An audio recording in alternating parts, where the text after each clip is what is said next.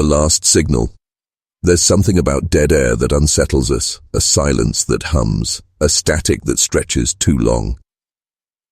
On the night of October 19, 1986, viewers tuning into channel wzaz 7 in rural Maine expected a nature documentary.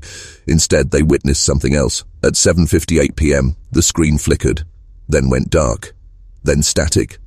For 2 minutes and 17 seconds, a transmission aired that was never scheduled, never approved, and, according to federal broadcast logs, never existed. But thousands saw it. Some remember the color red bleeding into the screen. Others recall a figure, a silhouette, in the center of the frame. It didn't move, but it watched. Then, as suddenly as it came, the transmission vanished. The regular programming resumed. No mention, no follow-up, until people started disappearing. The wzaz night crew, 5 individuals, never returned home. The station was shut down 3 days later. No foul play, no evidence, just silence.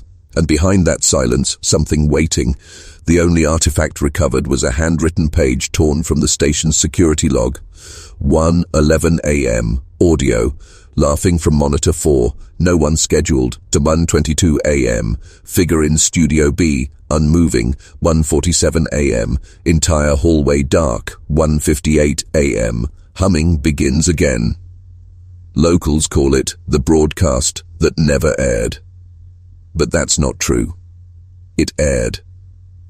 And those who saw it never forgot it. Margaret Hill, a local school teacher, recorded the transmission by accident. She set her VCR for the wildlife program. What she captured made her unplug every device in her home.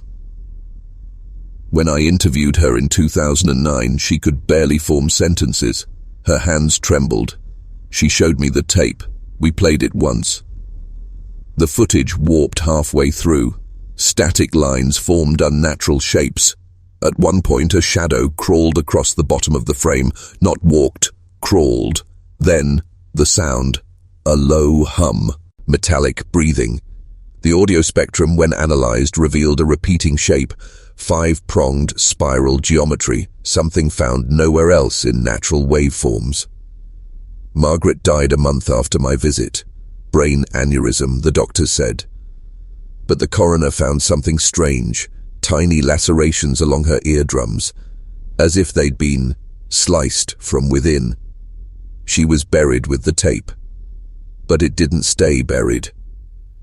2 months later, a college student in Boston uploaded a file titled wzaz ghost feed.wave. It was pulled offline within 6 hours, but not before 73 people downloaded it. 3 of them are missing. One was found in his dorm closet, ears bleeding, TV turned to static, and a phrase scratched into the wall. It watches in the quiet. The more I investigate, the more I believe. This was never just a corrupted feed. It was a door, and someone, something, opened it. Broadcasts are meant to reach. This one never stopped. It's still out there, and it's looking for a signal to return. Chapter 2. The Disappearance of Professor Ryland. When I first heard of Professor Alan Ryland, I thought he was another obsessive academic chasing after conspiracies, but the first time we spoke, I knew he wasn't hunting a myth. He was chasing a signal. Ryland was a professor of electromagnetic theory at a small but respected New Hampshire university. In 2002, he began noticing anomalies in the electromagnetic recordings from government frequency sweeps, short bursts of static and audio that didn't match any known pattern. At first, he assumed they were just artifacts, side effects of poor weather or misconfigured equipment, but the anomalies always had the same structure, a humming tone, consistent to the millisecond, and always precisely 2 minutes and 17 seconds long. In 2004, he began mapping these signals. They didn't show up randomly. They formed a pattern. Every wzaz Ignal, no matter where it was recorded, traced a ring across the country, a spiral loop centering on Maine. The origin, always, led back to the abandoned tower of wzaz. He contacted me in 2009 after reading my blog about the Margaret Hill tape. He called it the Eye of the Loop. I think it's not a broadcast, he told me. It's a beacon. Something is responding to it. Ryland had a theory, one that had cost him his tenure. He believed the signal was recursive, not just looping sound, but responsive sound, intelligent echo. He began feeding the signal into machines, recording devices, radios, oscilloscopes, and monitoring the playback frame by frame. What he saw disturbed him. The waveform was alive. He showed me prints of spectrograms taken from a playback of the original signal. Deep within the frequencies, encoded into the hum, were symmetrical symbols, geometric patterns unlike any language. He called them harmonic glyphs. When he overlaid the glyphs, they formed a larger structure, a shape resembling a spiral eye. A week after this discovery, one of Ryland's grad students was hospitalized. She'd been working late in the lab, running signal decay simulations, when she collapsed in front of her monitor. She had no memory of what happened, but her notebooks were filled with frantic sketches of the spiral eye. Ryland began losing sleep. He confessed he was being followed. He'd hear humming in places without power. His car, the stairwell of his apartment, even the woods behind his house. He believed the signal wasn't just reactive, it was attractive, calling something or someone. He tried to block it, constructed a low-frequency cancellation chamber, essentially a small soundproof room that pulsed an inverted waveform. He called it the trap. When I visited his lab in late 2010, he was thinner, pale and frantic. His eyes looked like they hadn't closed in days. He told me the trap worked, for now, but he needed to go further. He wanted to transmit back. I begged him not to. He smiled. I just want to see if it answers. The last I heard from him was a voicemail on July 5th, 2011. The audio was corrupted, filled with clicks and distortion, but one phrase was crystal clear. It sees through the static, and it remembers you. Ryland vanished the next day. Police found his home intact. No sign of forced entry, no struggle. But the inside was wrong. Every reflective surface, mirrors, glass, screens was shattered. The power was out. But an analog television in the center of the living room was glowing, red. His journal was left behind. On the final page, a single sentence. It answered. He was never found. But 2 months later, a signal was detected by a weather station in Quebec. Same frequency, same duration. But this time, the signal whispered a name. Ryland. The disappearance of Professor Ryland. When I first heard of Professor Alan Ryland, I thought he was another obsessive academic chasing conspiracies, but I was wrong. He wasn't chasing shadows, he was tracing a pattern, a signal. Ryland had once been well respected in the field of electromagnetic theory. He taught at a mid-sized university in New Hampshire, worked with federal contractors, and published papers on frequency harmonics, but everything changed after 2002. That year, during a military subcontract project involving weather radar sweeps, he noticed a recurring anomaly. A tone buried in white noise, subtle, easily dismissed. But it returned, again and again. Each signal was exactly 2 minutes and 17 seconds long. Each had the same hum, same pitch, same fade-in, and same slow pulse buried deep in the low frequencies. By 2004, Ryland had collected over 30 instances of the anomaly. What disturbed him most was that no two recordings came from the same place. They had surfaced across 14 states, Nevada, Oregon, Virginia, even Alaska. Yet when plotted on a map, they formed a spiral, a perfect growing spiral centered on Maine. At the center, wzaz 7, the same channel that aired the signal that never aired. In 2009, Ryland reached out to me after reading my piece on Margaret Hill. He told me I wasn't the only one chasing the red glow phantom. He'd been doing it for years, and the deeper he looked, the more convinced he became that the signal wasn't accidental. It wasn't even human. It's not noise, he said in our first call. It's geometry pretending to be sound. He had been using a software suite of his own design to analyze the waveform, breaking it into patterns, ratios, and fractal repetitions. What he discovered wasn't just audio, it was visual. Deep inside the static were glyphs, geometric shapes, repeating across frames. When overlaid, the glyphs formed a symbol, a spiral eye, almost identical to sketches made by Hill's students and later by his own. One of his students, a graduate assistant named Maria, had a breakdown while reviewing waveforms. She was found scratching spirals into her desk with a compass needle. Her roommate said Maria woke up every night at exactly 1:13 a.m., shaking, whispering, "It's under the floor." After that, Ryland changed his approach. He began construction of a soundproof lab, a cancellation chamber designed to block the signal using inverse phase broadcasting. He called it The Trap. He invited me to see it in late 2010. Ryland looked hollow, pale, like someone who hadn't slept in days. The trap was buried in the basement of an old lab building. Inside, no phones worked, no electronics functioned properly, but Ryland claimed it gave him silence. Not peace, just silence. "I built a space it can't see into," he told me, "but I don't think that's enough anymore." He wanted to respond to the signal, to talk back. I warned him not to. I begged him not to. He only smiled. "I just want to see if it answers." In the following months, Ryland became erratic. He was seen wandering the halls at night. One janitor claimed Ryland stood motionless in front of a blackboard for 6 straight hours, mumbling in a language he didn't recognize. Students complained of headaches, equipment failures, and a constant buzzing in the physics wing. Then came the night of July the 5th, 2011. I received a voicemail from Ryland at exactly 1:13 a.m. It was corrupted, garbled, but in the center of the distortion, a clear phrase emerged. "It sees through the static, and it remembers you." Ryland disappeared the next morning. Campus police found his office and lab unlocked. His apartment was untouched. Nothing was stolen. But inside the lab, every reflective surface was shattered. Mirrors, windows, glass scree.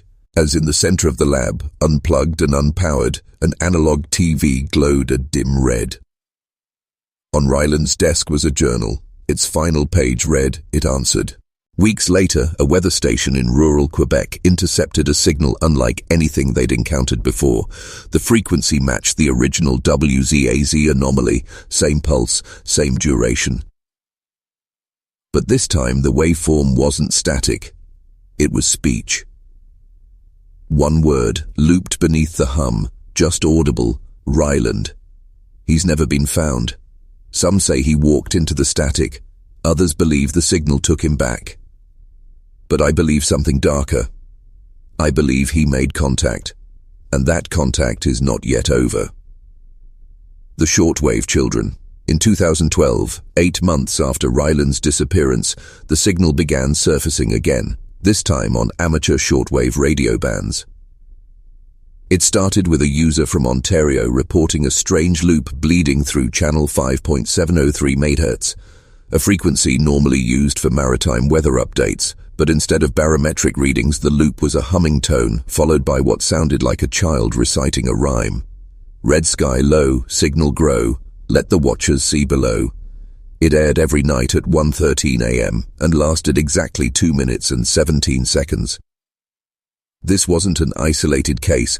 Reports came in from Iceland, Romania, Argentina, amateur radio users across the globe all receiving the same transmission, always at 1:13 a.m. in their local time zones. I joined an online shortwave forum under a pseudonym. Within days, I received a private message from someone calling themselves Hollow Voice. They claimed to be the son of a ham radio operator in Kansas and said they'd been recording the signal for months. They sent me 6 files. Each was a different recording of the same loop, but each contained subtle differences. In one, you could hear the rhyme shift. Let them in, let them through. Hear their voice, it remembers you. But the most disturbing came with no rhyme, only background noise, and beneath that noise, children's laughter. I ran it through spectral analysis software.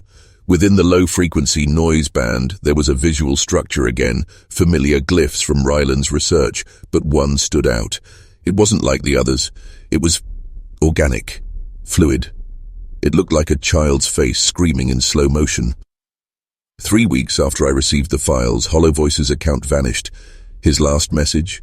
She speaks to me now, from inside the static. I hear her crawling. My little sister died in 1998, but she hums the signal in my dreams. This is where the investigation shifted. It wasn't just about transmissions anymore. It was about what the signal remembers. A small town in West Virginia, population just under 500, reported a local emergency broadcast test failure on July 8, 2013. But when the sheriff's office tried to restart the system, all they got was an unmarked loop of children speaking in unison. We saw the light, we saw the red, we heard the hum, and now we're dead. For 137 seconds, the entire town's emergency broadcast system was hijacked. Phone lines went dead, radios glowed red. When normal service resumed, no one could trace the origin. But something even more disturbing happened 2 days later.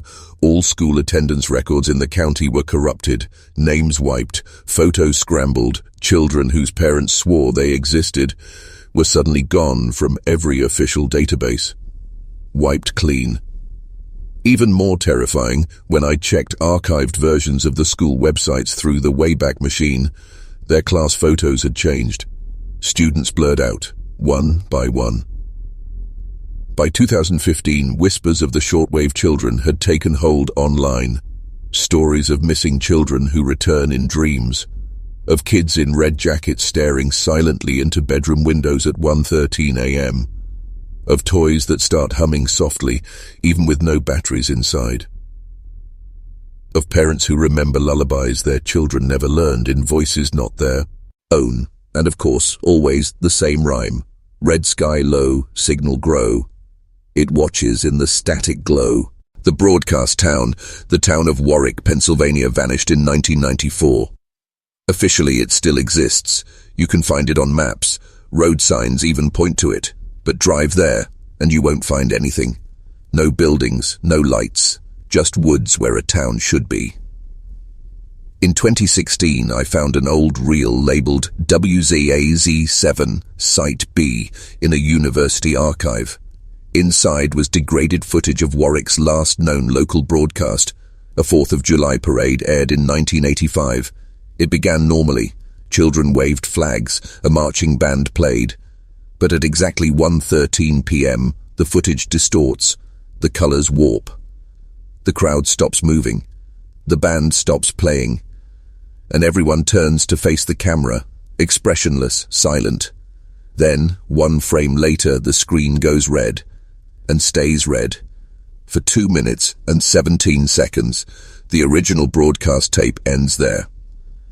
I tried contacting former residents. One man, Douglas Matheson, now living in Ohio, agreed to speak. He was 12 when Warwick disappeared. His story was fractured, like remembering a nightmare too vividly. He claimed it started with the TVs. One night in July, every television in Warwick turned on at 1:13 a.m. Even ones unplugged. They showed the same thing, static, and a faint shadow just outside the screen's center, a figure that never moved. But if you looked away, even blinked, its position changed, closer. Some townspeople destroyed their TVs, others covered their windows, but it didn't help. Next came the mirrors. They began fogging from the inside. Some said they saw faces in the glass, children whispering, eyes bleeding red light. Douglas's own sister, Marlene, began sleepwalking. She would stand at the front door, hands pressed to the wood, whispering, "It's still watching, it's almost here." The last night he remembers, the power went out town-wide. For 2 full minutes, the entire community was lit by a deep crimson glow. It came from tower, sky, but no one saw a source. When the light faded, there was silence, then screaming, and then nothing. Douglas says he woke up 80 miles away in a diner parking lot covered in ash. Emergency services found no record of the town's evacuation, no calls, no alerts, just emptiness. In the years that followed, multiple attempts were made to explore the site. Every mission failed, equipment malfunctioned, cameras jammed, radio contact was severed within minutes of entering the area. In 2007, a drone mapping company attempted a flyover. They captured 3 seconds of aerial footage before the feed cut. What they recorded defied explanation. Rows of buildings that shouldn't exist. Identical houses stretching out in spirals. Every rooftop painted red. Every yard empty. Some houses had television antennas, but no power lines. A digital spectrogram of the drone's final frame showed something buried in the static. A face, composed of interference, crying soundlessly. Most dismissed Warwick as an urban legend, a small town that died quietly and was absorbed by the forest. But people forget what's real when the signal stops broadcasting. And I think that's the point. Something about that place, something broadcast the town out of existence, or into another kind of signal entirely. Warwick didn't disappear. It was overwritten. The man in frame 239. The original wzaz broadcast was believed lost, but in 2018 a private collector in Vermont contacted me with something he claimed was a restored version. It was an old Betamax tape labeled only with a time code 000758, the exact minute the signal aired in 1986. He wouldn't say where he got it, only that it came from a cold vault cleared out after a storage unit fire. He said he hadn't watched the full tape, said it gave him migraines, said his wife had begun sleepwalking the week it arrived. I played it in a university lab with proper shielding, no Wi-Fi, no mirrored surfaces, just me, gloves, and an analog monitor. The footage was worse than I expected.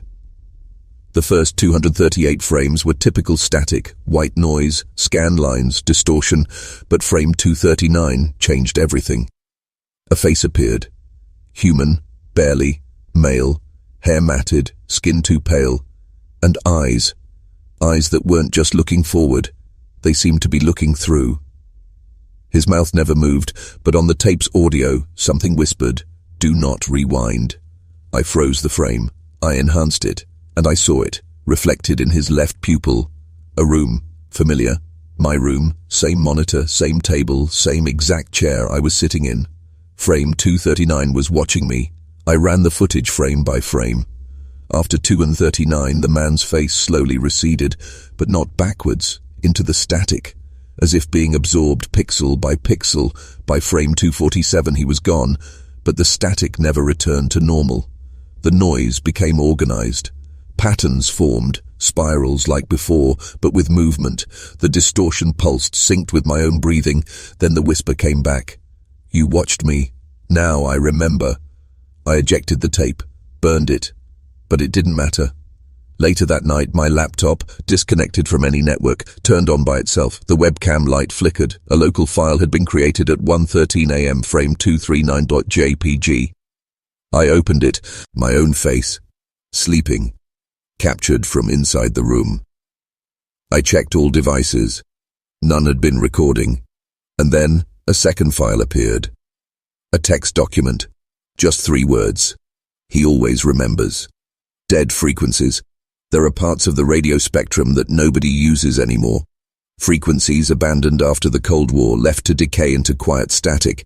They're supposed to be empty, silent, but they're not. In 2019, I was contacted by an ex-NASA communications tech named Silas Meeks. He had been monitoring abandoned satellite relays and stumbled across a frequency he couldn't trace, 31.313 MHz, pulsing faintly from the Pacific.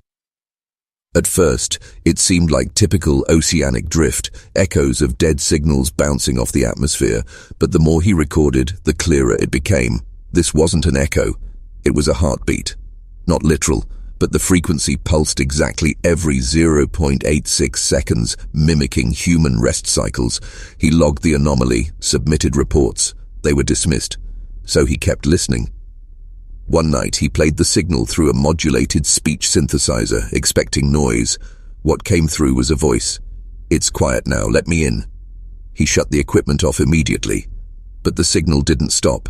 It began transmitting through his landline phone, through his speakers, even through his unplugged radio, and each time the voice changed. It got closer. He began to experience nosebleeds, lost time, blackouts. Then, one night at exactly 1:13 a.m., his system received a sudden burst. Thousands of lines of binary. It lasted only 2 seconds. He sent me the file. I decrypted it. It was a corrupted image, dozens of them, all the same figure, standing in front of different homes, watching, waiting. On each doorstep was a symbol drawn in ash, the spiral eye. Silas disappeared 3 days later. His apartment was empty. All that remained was a single line scratch, hid into the wall above his desk. Dead frequencies are not empty. They're waiting. And that's when I realized, abandoned signals don't die. They evolve. They hide. They adapt to silence. Because silence isn't the absence of noise. It's the space between. And something is learning how to use it. The last tower broadcast, the wzaz broadcast tower, still stands, or what's left of it. In 2020, I finally received clearance to visit the site through a preservation group. The tower had been decommissioned for over 30 years, fenced off and supposedly inactive. No electricity, no antenna, just rust and history. But that wasn't true. The moment I stepped onto the property, my equipment began to fail. Compass needles spun. EMF readers jumped into the red, and in the distance I could hear it, faint, rhythmic humming, the same 0.86-second pulse that Silas had recorded. It was still broadcasting, but not on any measurable band. The inside of the main control room had been gutted, burned out long ago, but something had returned. On the wall, written in soot, was the phrase, "This is not your signal." I found an old logbook buried beneath a collapsed cabinet. Most of it was unreadable, water damage, ash. But one page was intact, dated October 19th, 1986, the night of the original incident. It listed a final manual override, forced into the system at exactly 7:58 p.m. Under Origin, someone had written just one word, external. There's no such designation in station systems, but something had forced itself in. And then, it was rebroadcast. The equipment had been destroyed, yet every motion sensor in the building still worked. At 1:13 a.m., one of them tripped. In Studio B, I checked the feed. There was nothing on the video, just static. Then the camera began to pan, by itself. It centered on the old broadcasting chair, empty, until a frame glitched, and the man from frame 239 was sitting there.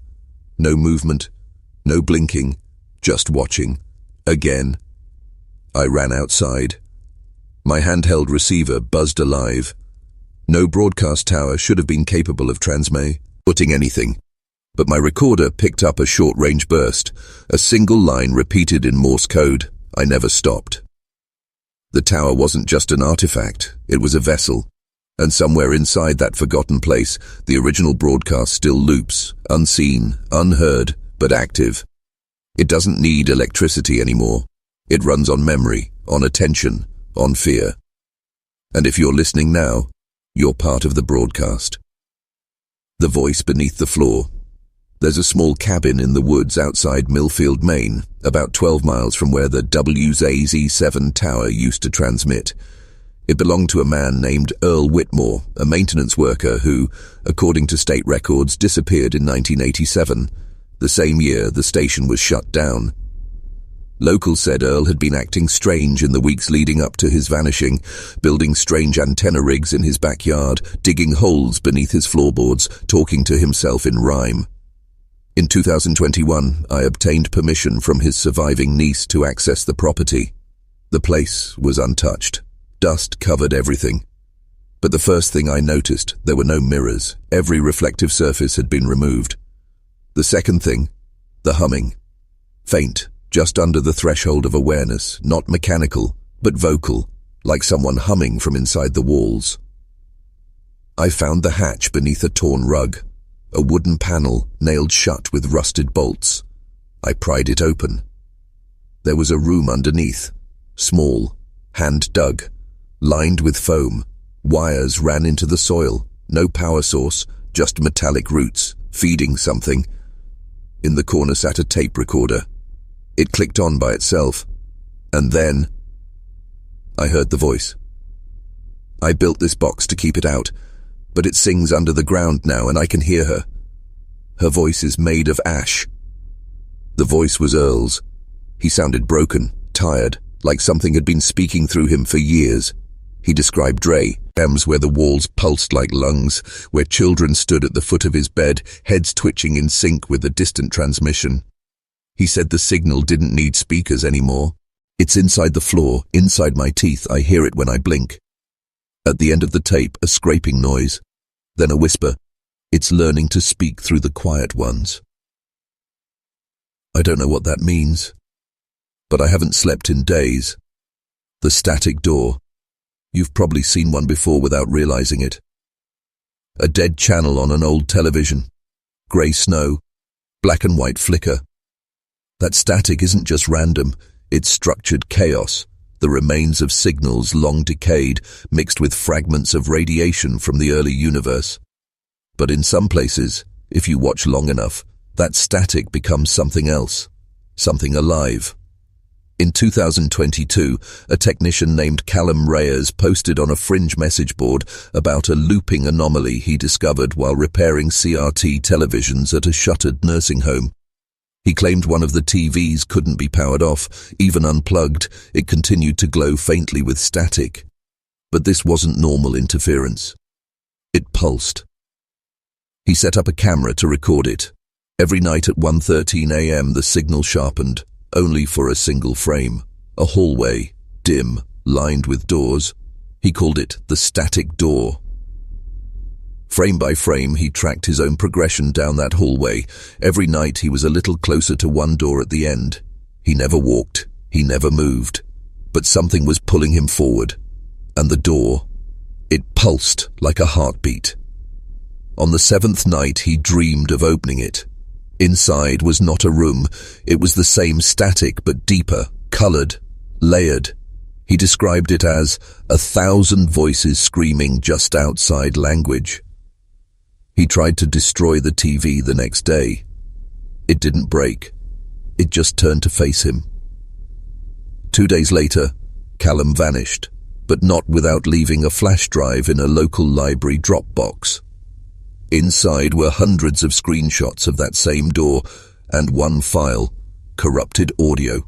When slowed down and cleaned, it revealed a whisper. "This door never closes. You only forget you opened it." I don't know where the hallway leads, but I believe all of this, Margaret Hill, Ryland, Warwick, the voices under the floor, are pointing to the same thing. There isn't just one signal, there's a place behind them, a pattern we were never meant to see. And once you've seen it, the door is open.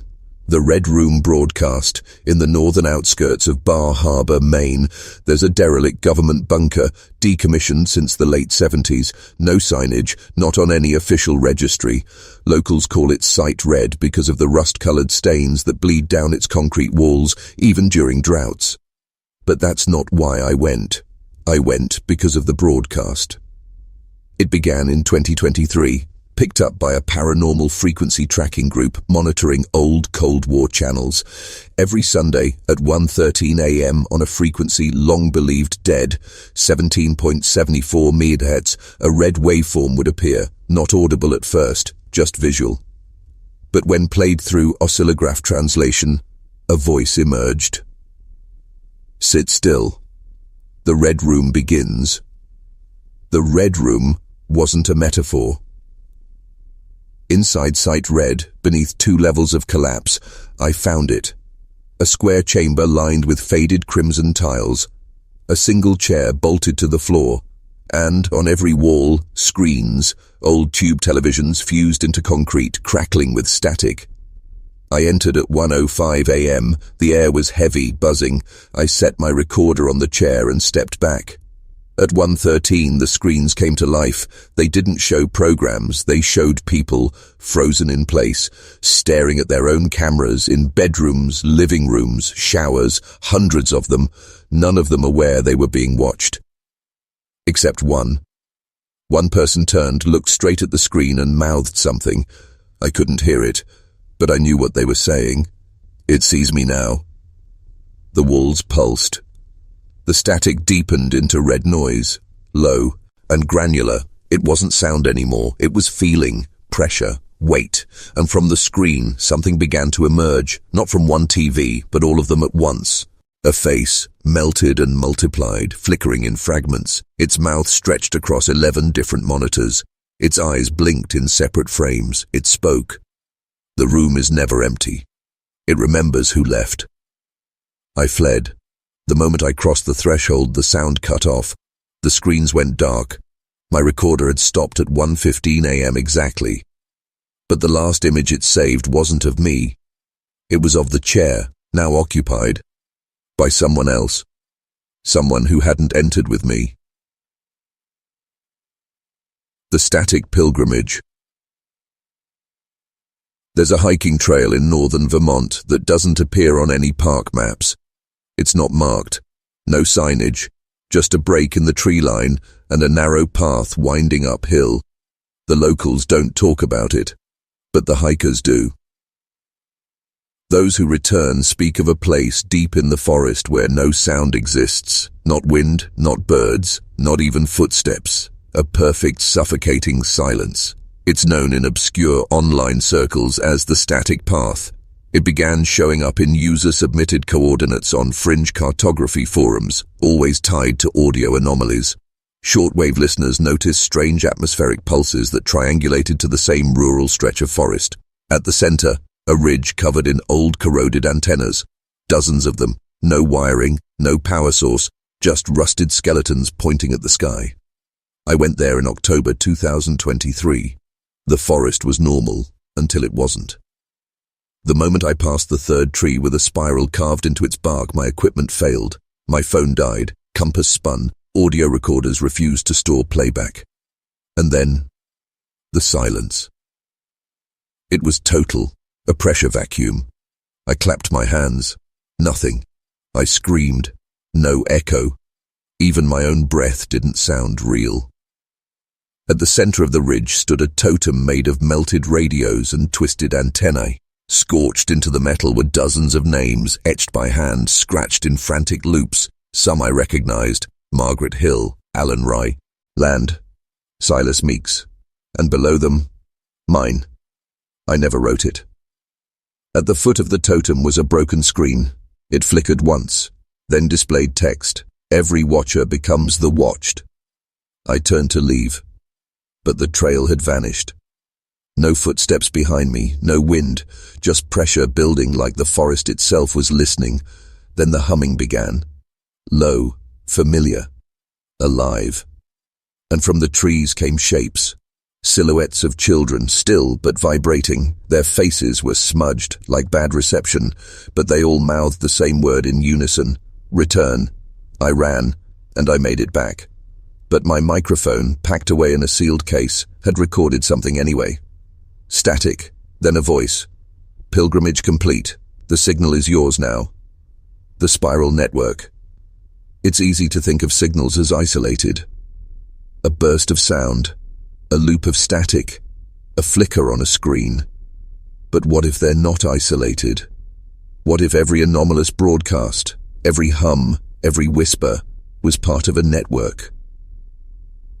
In early 2024, a defector from a private telecom security firm sent me a hard drive. No message, just coordinates, and a file titled Spiral Map VSN. It was a visualization tool. A dark globe with glowing points of light. At first I thought it was showing radio towers, but as it spun, I saw the pattern, each point connected by thin red threads. They didn't form a grid. They formed a spiral. Dozens of them converging inward toward wzaz Tower 7. Each connection pulsed in rhythm. At 1:13 a.m. they all blinked. And then the map changed. New points appeared. Residential homes, schools, hospitals. None were known broadcasters, but all had one thing in common. Reported incidents of audio hallucinations and unexplainable disappearances tied to static. The network wasn't made of machines. It was made of people. I cross-referenced the locations with my previous investigations: Margaret Hill's house, Ryland's lab, even the bunker at Site Red, all connected. But that wasn't the most disturbing part. The software showed another layer, locations not yet active, but predicted to awaken. One of them was my home address. That same night my power cut out. My television turned on, and the man from frame 239 was there, just for a flicker. But this time he moved, not toward me, away. As if he was leaving, to go somewhere else. I don't know where the spiral network ends, but I'm starting to think it doesn't end at all. It just loops. And somewhere in that loop, it's waiting. They broadcast through us. It started with whispers, not from devices, not from radios or televisions, from people.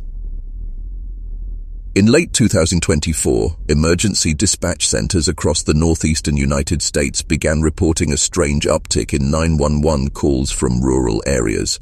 The recordings, when reviewed, followed the same structure: confused voices, then silence, then the same phrase whispered, always at the same timestamp: 1:13 a.m. "You're the signal now." I interviewed one of the dispatchers. She said the voices didn't sound like the callers. They sounded like overlays, like someone had hijacked the vocal cords mid-sentence. It wasn't possession, it was relay. That theory solidified when I was sent a VHS copy of a public access show from 1991, Evening Thoughts with Reverend Blake. The show was local, religious, and mostly uneventful, until episode 47. 10 minutes in, Reverend Blake stops mid-sentence. He stares into the camera. His mouth opens wide, and then static bleeds from his eyes. Black veins spread down his cheeks. His voice deepens, slows, and becomes layered with overlapping tones, like multiple voices trying to speak at once. Broadcast successful, host intact, continuing propagation. He slumps forward. The show cuts to black. Reverend Blake was later hospitalized with acute amnesia. He died 6 days later, blood vessels in his throat ruptured from the inside out. Autopsy revealed strange tissue patterns in his larynx, spiral-shaped scarring. This wasn't an isolated event. More cases emerged. Podcasters experiencing blackouts mid-recording. Live streamers who spoke in reverse for exactly 137 seconds before collapsing. A woman in Kansas City who sang into her baby monitor every night at 1:13 a.m., despite having no memory of it and no voice during the day. The conclusion was unavoidable. The signal isn't trying to reach us. It's trying to speak through us. And it's getting better at it. The forgotten channel. Not all channels are made to be found. In February 2025, an anonymous post appeared on an encrypted dark web forum. No text, just a video, black screen, a flicker of static. Then, coordinates, somewhere in rural Nebraska. The post was titled simply, CH0. I followed the trail. At the location, I found an abandoned transmitter tower, no markings, no serials. The door to the control cabin was sealed with lead tape, and inside every surface had been coated with aluminum foil, insulation foam, and handwritten notes nailed to the walls. They all repeated the same warning: do not tune to Channel 0. Channel 0 remembers. Channel 0 transmits memory. Using a portable receiver, I slowly tuned backward, past static, past test signals, past empty bandwidth. At 0.00 MHz, it locked. No signal. Just silence. And then, it began to remember. Old broadcasts, but twisted. I heard voices from my own childhood, my father's speech, a phone call I once made in college, things I had long forgotten, distorted into overlapping layers of static and breath. But the memories weren't just mine, they were everyone's. Private thoughts, regrets, sobs, laughter. And then it spoke. You left me on. I watched you forget. So I remembered for you. The receiver caught fire. I left immediately. But that night my smart TV turned on by itself. No app, no input, just a blank screen flickering like an old analog channel trying to bend to beads. Oh, resolve.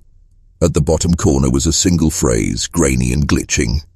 Channel 0 is always on. The next day I received an email from a dead address. No subject, no body, just an attached TXT file named TuneIn-TXT. It read, "We never lost the signal. We lost the ability to hear it." The silence collector. In 2025, sound engineers at a private acoustic lab in Colorado discovered something deeply unsettling, recordings that shouldn't exist. They were testing ultra-sensitive microphones designed to capture infrasonic frequencies, sounds below the human hearing range, when they began logging unexplained data spikes. It wasn't noise, it wasn't echo, it was absence. Pockets of complete audio deletion, like moments of life, were being quietly erased from the ambient space. Birdsong would vanish mid-call, rain would stop making sound, conversations would lose whole syllables, stolen from the air. They called it active silence. One engineer stayed late to analyze it. His name was Dr. Holland Grieve, a specialist in acoustic void theory. He isolated a waveform within the missing frequencies. At first, he assumed it was equipment failure, but after hours of filtering and inversion, a voice emerged. "I collect what you forget to hear." Dr. Grieve began to obsess. He installed field mics around his home, capturing every creak, breath, and rustle. By the end of the week, entire hours were missing from his audio logs, and he couldn't remember what he'd done during that time. Security footage showed him sitting still, unmoving, his eyes unfocused. Always at 1:13 a.m. His last journal entry read, "The silence has weight now. I feel it watching from beneath the floorboards. Not soundless, but listening. It feeds on what goes unsaid." When I visited the lab, it had been cleared out. Nothing remained but a single note scratched into the back of an audio panel. "He hears everything, and now he's hearing you. The numbers station that counts you, you've prob." Ably heard of numbers stations, cold mechanical voices reading out cryptic sequences over shortwave radio, believed to be relics of Cold War espionage. They were meant for spies in the field. But in early 2025, a new one was discovered that didn't behave like any known signal. It was first reported by a ham radio operator in Finland. He tuned into 2915 MHz and heard a female voice, calm, emotionless, reciting numbers. But these weren't codes. They were names. Each one was spoken slowly, followed by a date and a phrase. Confirmed, collected, listening. He recorded it. When he played the log for others, one of the names matched a missing persons case in his town. The date, the last time the person was seen. Within days, listeners around the world began reporting similar matches. Then the station evolved. It began saying full addresses, describing clothing, reading medical records, always calm, always exact. And the most chilling part, after each name, it counted up. Subject 3497, confirmed, collected, listening. Subject 3498. The last number anyone heard was 3513. Then, one night, the voice changed. It spoke your name. Live. Even if you weren't listening. People who had never heard a shortwave radio in their lives began dreaming of a voice counting upward. A voice that reached them through vents, electrical sockets, reflections. A voice that knew where they were. And the last word each time. Soon. Echoes from the end of the tape. Cassette tapes have a physical end. When the reel finishes, the tape clicks and silence takes over. But in 2025, an archivist named Lena Fort discovered a tape that never stopped. It was buried in a donation box from a closed radio museum in Indiana. No label, no case. Just a Maxell Type I cassette, slightly melted along the edge. When she played it, the tape ran for 6 hours, far longer than its capacity. Allo, with the content? Nothing, just faint static and a low hum, until the very end. At 6:01:17 the sound ceased, but the tape kept spinning. And then, without warning, a voice whispered, You kept listening, so we stayed. Lena stopped the tape, but her recorder didn't. Even unplugged, the reels moved. She reported auditory hallucinations. Her microwave repeated fragments of the whisper. Her voicemail filled with silence, and every digital timestamp in her house reset to 1:13 a.m. She mailed me the tape. I analyzed it in a shielded environment. Near the end, the audio frequency dipped below measurable range, 12 Hz, impossible by known physics. But when plotted visually, the waveform drew a shape, a spiral, with an eye in the center, and beneath it, in waveform etching, the tape never ends, the silence loops, you are the new real. I no longer listen to analog equipment after sunset because the clicks have changed. They don't mean the tape has stopped. They mean someone else has started listening. The archive that breathes, hidden beneath the library of a now demolished university in upstate New York, was a room known only in campus whispers. The archive, sealed off since 1989 due to asbestos, the room wasn't part of any official building schematic. But it existed. In 2025, during demolition prep, a construction crew breached the floor and uncovered it. They found no books, no shelves, just walls of tape, reels, VHS cassette, Betamax, microfilm, all spinning, without power. Worse, the room was warm, alive. Technicians described it as breathing, low, rhythmic, pulsing. A specialist named Devon Yates entered the archive with a thermal camera. What he recorded defied explanation. Heat signatures moved along the walls, circling in spirals.